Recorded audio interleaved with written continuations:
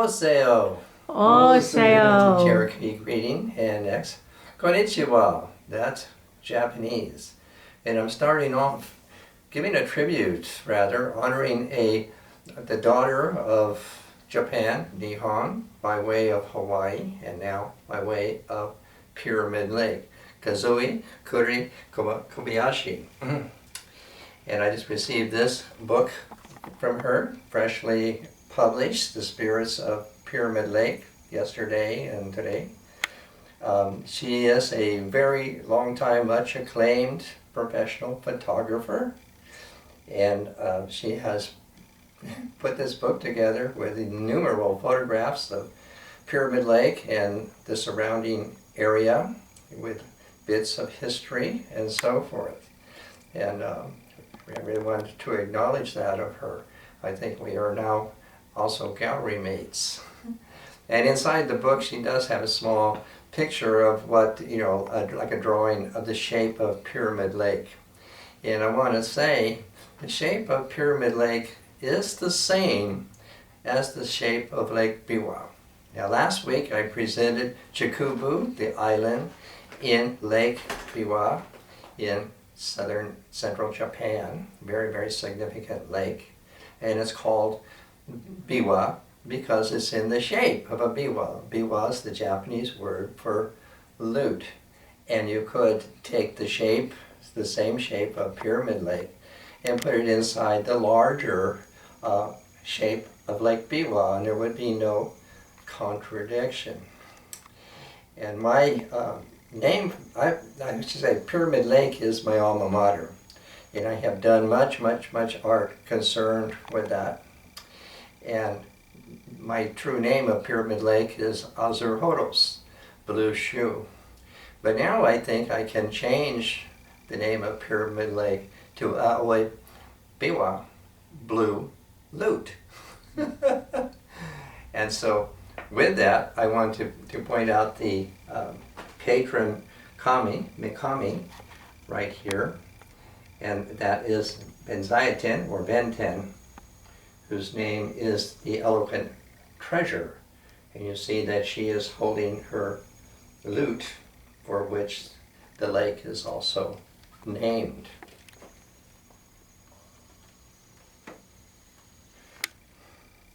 And with that, I'm continuing to my main subject today is Mount Fuji. And to start that off with, I'll give you the context where Mount Fuji is. It's in Japan, of course.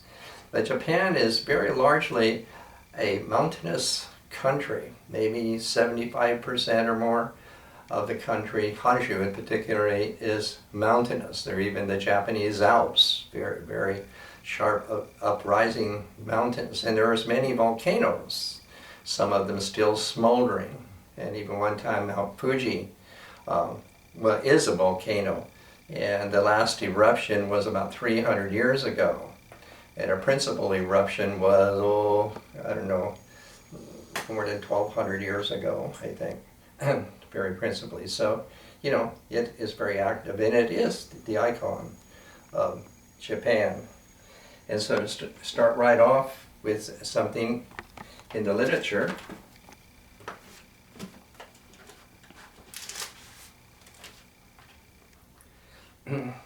this is from Emperor Jomei. Emperor is a pretty funny name for these people at that time because it's nothing like Tenno. The Chinese name would be more appropriate as a kind of an exalted figurehead. Yamato is the early name of Japan, or rather the first kingdom that evolved into the larger country, Japan. And this is from about the 6th century. Climbing Mount Kagu and surveying the land. Yamato has clusters of mountain, but closest to the city is heavenly Mount Kagu, so named because it's believed to have come down from the sky. I climb, I stand and survey the land. Smoke rises in the countryside, seagulls rise over the lake. A good land, this, the island of the dragonfly, the land of Yamato. So that's a good introduction to the recognition of the early king or emperor for the mountainous area that comprises this. And to show further, this figure here, if you go to this figure here, this is a haniwa. I showed one last week. This is another haniwa. And this represents a period that we would call prehistoric, like about 2,300 years ago, like that. And the people at that time in Japan built these huge sepulchre mounds, and they referred to these mounds as mountains. Most of these, I don't know how many there are, but most of them have remained unopened to this day, showing, I would think, the reverence, towards these, somewhat similar to the Irish brew.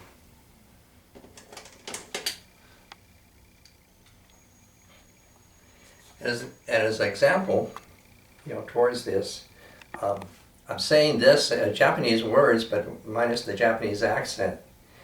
Kimi ga yuki ke nagaku naru no yamatazune bokei ka yukumu machi ni kama tamamu. The translation: You journey, the days have turned long. Shall I go into the mountains there to greet you, or shall I wait and wait? That is a very early poem by Empress Iwano Hime. And what I'm pointing out with it is this Yamatazune, which means to visit or to go into the mountains. These huge burial mounds were called kofun, and they were actually regarded as the mountains. Thus the Yamatazune can mean actually to go to the ancestral mounds, the mountains. And her poem is imploring the spirit of her husband who is wandering in the mountains to return home and revive his body, to call back and meet the spirit Dhamma of the deceased. Now, in those early days, death was very provisional. You had a certain period of time where the spirit could be recalled. Basically, the spirit became a bird. And that's what I have the bird up here for. Also, I think that the bird is a symbol of Japan as well. Its whole culture there. So that's what's implied here in her poem.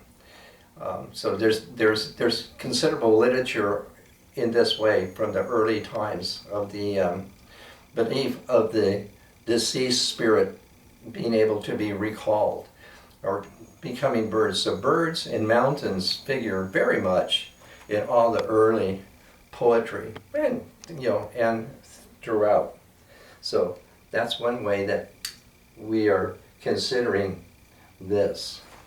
Now, to get to my inspiration for this talk, Mount Fuji. Mount Fujiyama, these are the names for it. This is a personal anecdote. Between the ages of 17 and 21, I was a shipborne sailor in the Western Pacific, and principally in Japan. And I, of course, noticed being on a ship that there's a lot of storms and some typhoons there. As well as being on a ship, you could also feel the earthquake. So it's a pretty active place all in all. And on the occasion I'm thinking of right here on the ship, we were in southern Japan. Kobe is a major port on the inland sea. And a storm came up and we had to put out from the port. So we're out somewhere in the inland sea, is what it's called. And I am on the lookout. You have to be on the lookout because there are many native boats in that country. You have to look out for them. So I'm a lookout on the starboard wing of the wheelhouse. I'm over here and I'm by myself. And the storm is raging. And the clouds open up. And there I'm beholding in all her glory Mount Fuji, Mount Fujiyama. And since this was a spiritual experience, who knows how long that it was like that. But eventually the curtain, closed and the storm proceeded like that. So far as I knew, I saw Mount Fuji. Eventually, of course, I learned that that was indeed a spiritual experience, that Mount Fuji was revealing herself to me. And that has stayed with me ever since. So that's remarkable. Now when I show this painting here, this Japanese painting of this style of this painting is okazuri. It's called ornamental.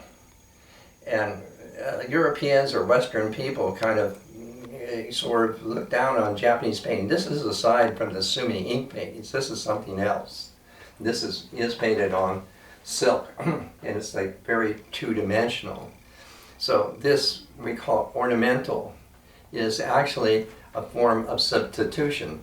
And I should say right there at that point, lest I forget it, when I say of India, you will all recognize it. India is saturated with divinity. Japan, everything in Japan is saturated with substitution, sameness, everything. And so when I say this Haniwa figure here, this is the first actual material evidence we have of the substitution.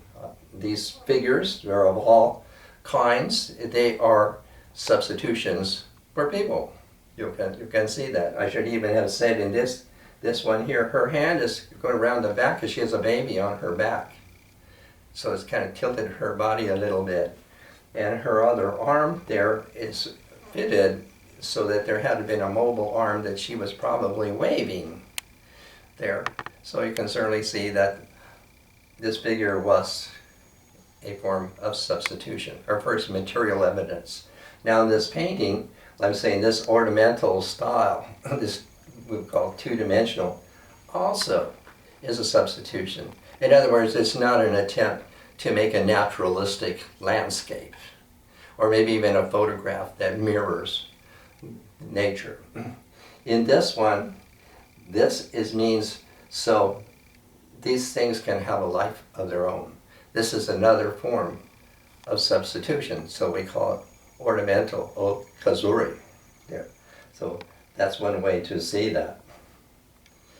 Now when I come down to this figure here, this is my kamadan, my altar for Myogen. That's the other thing I should say.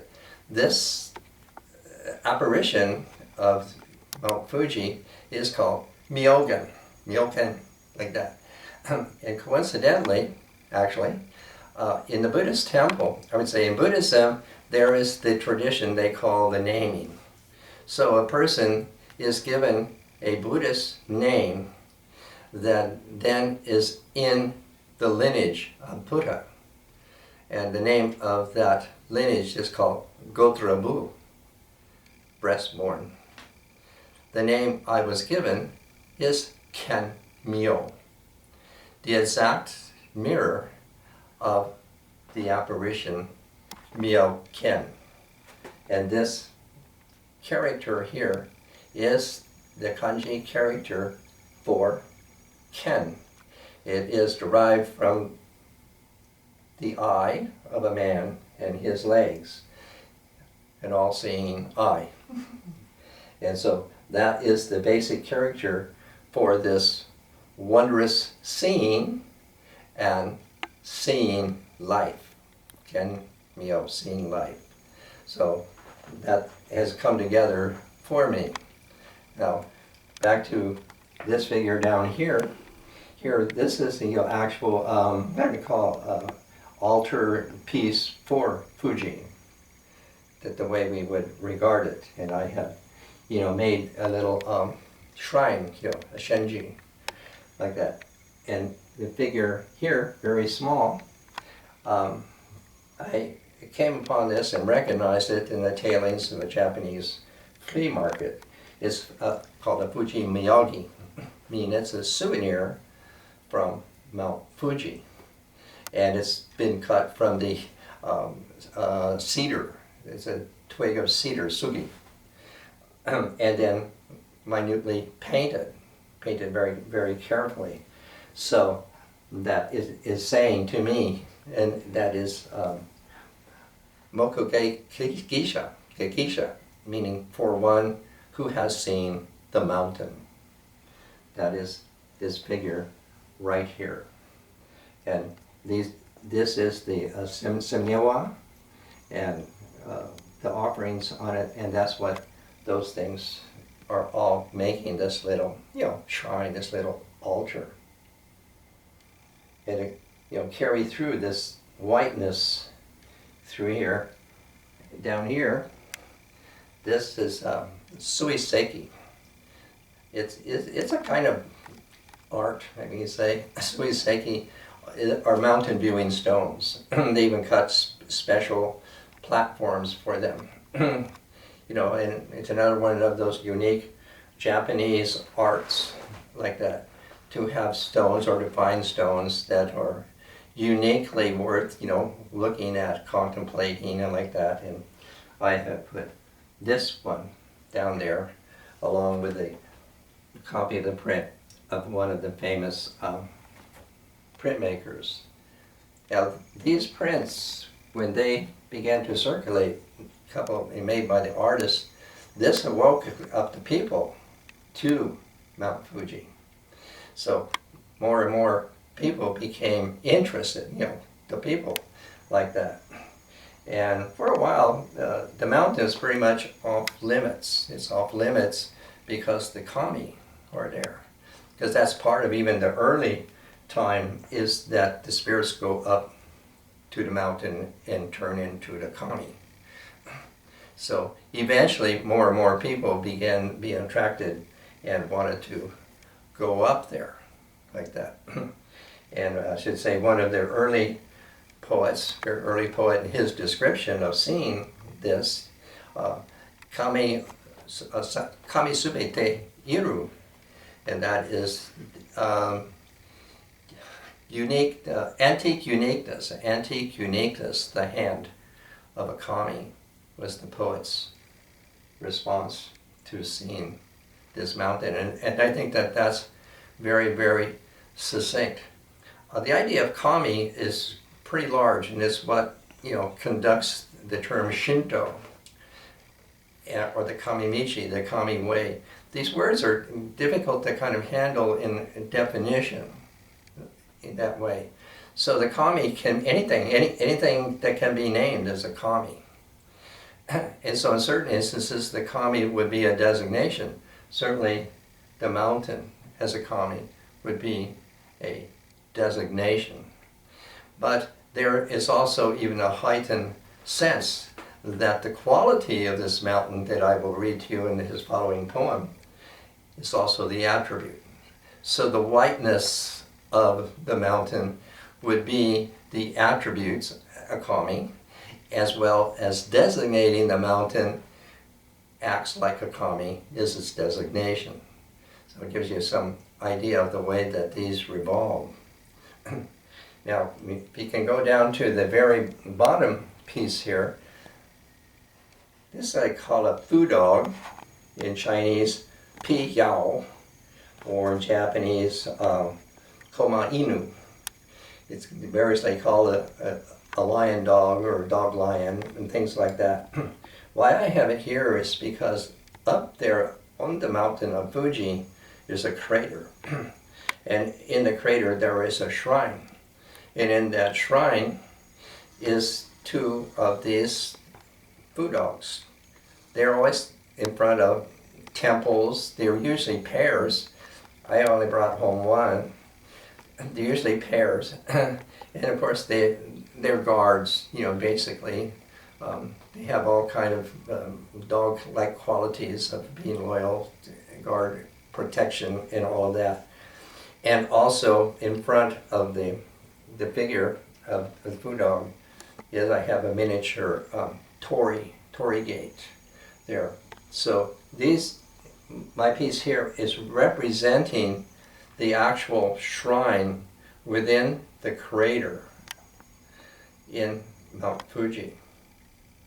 I'm going to say that. Oh, and what I'm thinking of, I should go back to this figure here that's been cut out of a cedar twig. On the north, I guess it's kind of a northwestern outflow of Mount Fuji has sprung an unusual and unique forest of the cedar, like that. After the eruption, like whatever it was, 12, 1300 years ago, then it goes through a process where lichen first comes on the ground, and then moss begins to grow on that. And because the area receives the warm moisture off of the Pacific Ocean, the moss flourished and flourished and flourished. And of course the terrain is very, it's lava, it's very tumultuous, like that. And eventually these cypress mainly began to grow there in very strange forms. And so it's a very unique forest among the world's forests, and very, very dense. And that's where this is cut from. In other words, all of this is to somehow be the same quality as we find in the whole area of this sacredness, this calminess. You see all of that.